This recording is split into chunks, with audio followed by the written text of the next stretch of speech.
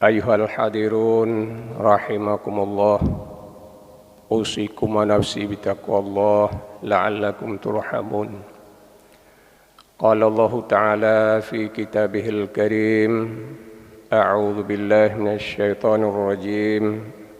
Bismillahirrahmanirrahim. Faman ya'mal mithqala dzarratin khairan yarah wa man ya'mal mithqala dzarratin syarran yarah. Shadaqallahul azim. Hadirin jamaah Jumat yang dimuliakan Allah Subhanahu wa taala.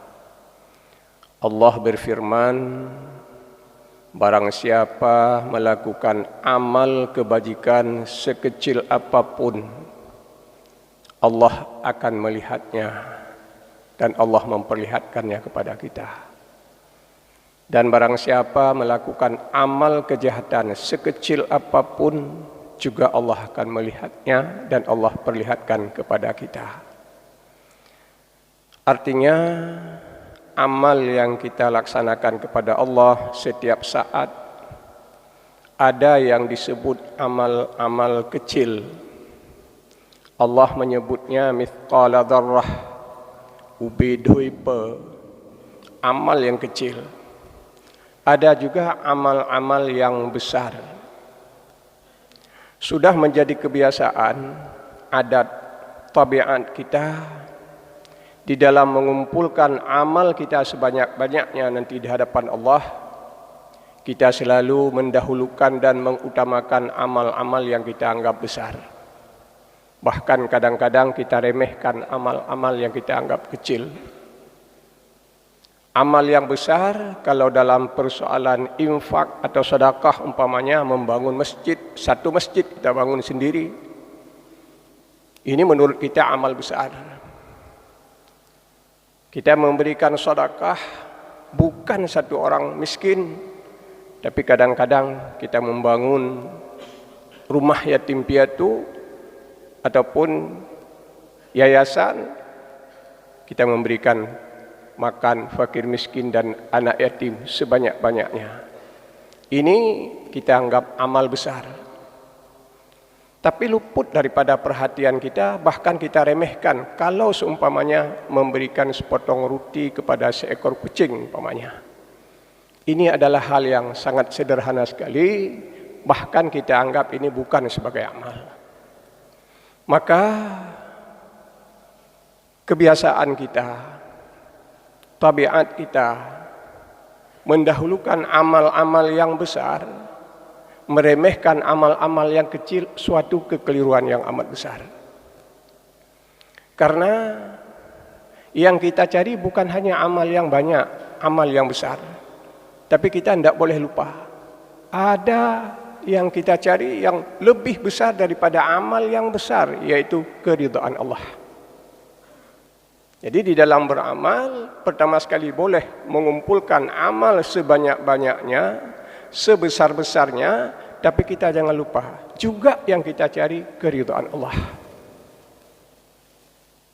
Maka amal yang kecil sekalipun, apabila di dalamnya ada keridhaan Allah, amal ini lebih besar daripada amal yang besar. Sebuah kisah diceritakan. Seorang ulama bermimpi berjumpa dengan gurunya yang sudah wafat. Seorang ulama bermimpi bertemu gurunya yang sudah duluan wafat. Guru yang sangat dikagumi pada saat beliau masih hayat. Karena gurunya sangat soleh. Banyak sekali amal ibadah. Cukup banyak kitab-kitab yang ditulis. Karya-karya besar yang ditinggalkan bagi generasinya. Ulama ini bermimpi berjumpa dengan gurunya. Cukup senang perasaannya. Ada sesuatu yang ingin ditanyakan kepada gurunya yang sudah wafat. Yaitu, ingin dia ketahui bagaimana Allah istimewakan balasannya kepada gurunya. Karena setiap hamba yang istimewa di dunia pasti istimewa di akhirat. Ini dalam anggapan ulama tersebut yang bermimpi berjumpa dengan gurunya. Jadi menurut ulama ini gurunya sangat istimewa di dunia. Pertama sekali soleh, zuhud, wara', sufi, cukup banyak amalnya. Banyak karya-karya besar yang ditinggalkan. Jadi beliau ingin tahu bagaimana Allah mengistimewakan beliau di akhirat. Maka sang ulama ini langsung mendekati gurunya. Dalam mimpinya dia bertanya, bagaimana Allah mengistimewakan terhadap guruku, terhadap engkau wahai guruku di akhirat. Engkau sudah wafat, pasti Allah sudah memberikan kebahagiaan. Sang guru pun menjawab bahwa memang benar saya sudah diberikan kebahagiaan oleh Allah. Sudah diberikan kemenangan di akhirat. Cuma ada satu yang saya tidak duga. Artinya gurunya menjawab bahwa Allah sudah memberikan kebahagiaan kepadanya di akhirat, artinya tidak ada yang istimewa, begitu kira-kira. Kemenangan di akhirat, dapat surga, itu yang dijawab kepada muridnya. Tapi beliau mengatakan ada satu yang saya tidak menduga. Tambah penasaran lain ulama ini. Kalau dulu penasarannya bagaimana Allah istimewakan balasannya di akhirat, sekarang gurunya sudah mengatakan ada satu yang dia tidak menduga balasan Allah. Rupanya di saat Allah memberikan balasan kepada ulama tersebut, Allah mengatakan kepadanya, wahai hambaku, hari ini aku sudah berikan balasan kebahagiaan kepadamu di negeri akhirat ini. Tapi kamu jangan menyangka bahwa kebahagiaan yang kamu rasakan saat ini karena banyak sujudmu, bukan. Karena banyak karya-karya besarmu yang kamu tinggalkan kepada murid-muridmu, juga bukan. Tapi kebahagiaan yang aku berikan kepadamu pada hari ini karena ada sesuatu yang luar biasa dalam kehidupanmu. Ulama ini tambah lagi penasaran. Jadi menyekan karena le sujud, le solat, banyak berzikir, karya-karya besar yang saya tulis. Lalu apa lain yang amal yang lain yang diberikan Allah? Ternyata kata Allah, ilmumu yang banyak, kitab yang banyak kamu karang, sujud dan zikirmu yang banyak, tidak istimewa dalam pandanganku. Pernahkah, ingatkah kamu yang kepingat oleh Allah? Artinya diingatkan kembali oleh Allah, ada hal yang terjadi yang dia lakukan dalam kehidupannya pada saat dia masih hayat. Rupanya ulama ini sedang menulis kitab pada suatu hari dalam kehidupannya di dunia. Pena di tangan, wadah tinta juga ada di hadapannya. Itu menulis zaman dahulu. Tidak ada alat tulis yang modern seperti sekarang ini. Jadi pena di tangannya, ada wadah tinta di hadapannya. Sedang beliau menulis, datang seekor lalat terbang hinggap pada wadah tintanya. Spontan dia berhenti menulis. Membiarkan lalat minum tintanya sepuasnya. Manakala lalat sudah puas minum tinta, dia pun terbang kembali. Ulama ini pun melanjutkan menulis kembali. Ini yang diingatkan Allah. Ini yang pernah terjadi dalam kehidupanmu. Maka kata Allah, ini yang saya anggap luar biasa. Persoalan seorang ulama besar, seorang alim menulis kitab, itu biasa. Orang alim tulis kitab pun lain, biasa. Seorang abid banyak ibadah, banyak sujud, banyak zikir juga biasa. Tapi seorang alim, seorang abid sampai perhatiannya kepada seekor lalat, ini yang luar biasa. Ini sebuah catatan istimewaku, kata Allah. Dan di antara sekian banyak amalmu yang besar, inilah amal yang mendapat catatan khusus daripadaku. Dan ini yang membuat aku kagum kepadamu, kata Allah. Jadi kesimpulannya, gebi syurga ke ulamanya kan karena le sujud, tapi karena pernah sayang ke seekor lalat pada saat dia sedang menulis. Maka ulama yang Bermimpi bertemu dengan gurunya pun terbangun dan dia mengambil suatu kesimpulan bahawa amal kecil sekalipun apabila memang ada keridhaan Allah akan menjadi amal yang luar biasa.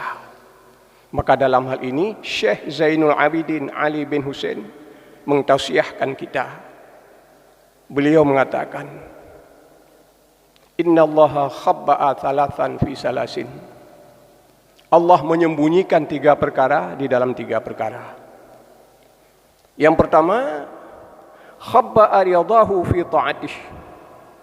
Allah menyembunyikan keridhaannya di dalam taat kita sekecil apapun. Fala tahqiru min ta'atihi syai'an. Maka jangan kamu remehkan amal-amal kecil. La'alla ridhahu fihi. Besar kemungkinan ridha Allah ada pada amal yang kecil.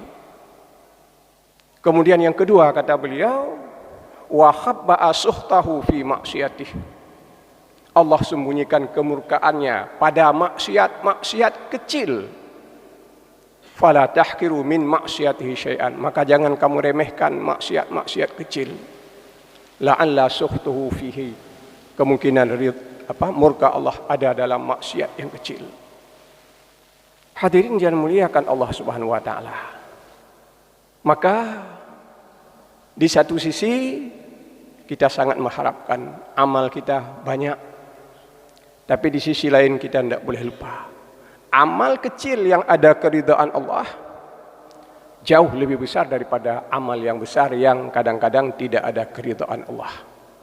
Demikian pula maksiat. Kita meninggalkan maksiat yang besar, tidak judi, tidak mabuk, tidak zina, baik memang. Tapi kadang-kadang kita remehkan dosa kecil. Dosa besar kita tinggalkan, kadang-kadang dosa kecil sudah jadi kebiasaan. Ini disebutkan oleh Syekh Zainul Abidin kesalahan besar.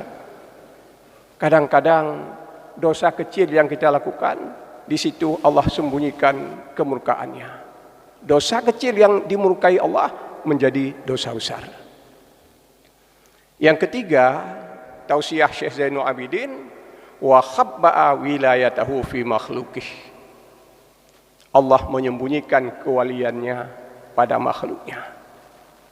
Allah menyembunyikan kewaliannya, menyembunyikan walinya pada makhluknya.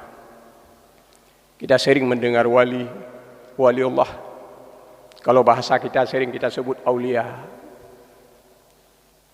Dalam bahasa Arab itu agak janggal kalau kita sebut aulia, karena aulia itu jamak. Aulia dan wali sama. Wali satu orang wali, aulia banyak wali. Sama alim dan ulama. Cuma bahasa kita sudah telanjur, ulama satu orang pun kita sebut ulama. Tidak ada masalah karena sudah kita Indonesiakan. Jadi Allah menyembunyikan kewaliannya pada makhluknya. Ini yang kadang-kadang jarang ada harapan daripada kita menjadi seorang waliullah. Kita menganggap waliullah itu makhluk asing. Kita tidak mungkin termasuk waliullah. Bukan demikian. Siapa saja sangat mungkin menjadi wali Allah. Jadi wali Allah bukan makhluk tertentu yang kadang di dalam goa, hidup kekal, bukan. Ini di masjid hari ini, dalam jamaah Jumat hari ini, sangat besar kemungkinan banyak wali-wali Allah. Tapi ini rahasia. Waliullah min asraril ilahiyah. Rahasia Allah. Waliullah artinya orang yang sudah dibimbing hidupnya oleh Allah. Sederhana sekali. Waliullah adalah seorang yang sudah dibimbing hidupnya oleh Allah. Jadi waliullah tidak ada hubungannya dengan alim. Jadi kita jangan menganggap nyan waliullah karena dia bisa mengajar kitab tufah, hafal Quran 50 juz dan sebagainya. Tidak ada hubungan. Persoalan alim, persoalan satu masalah, persoalan wali juga persoalan yang lain. Persoalan siapa Allah yang akan memilih menjadi walinya, tentu orang yang dekat hatinya dengan Allah. Maka kita ini harus ada target di dalam beribadah, di dalam mengabdi diri kita kepada Allah. Kita harus menjadi waliullah.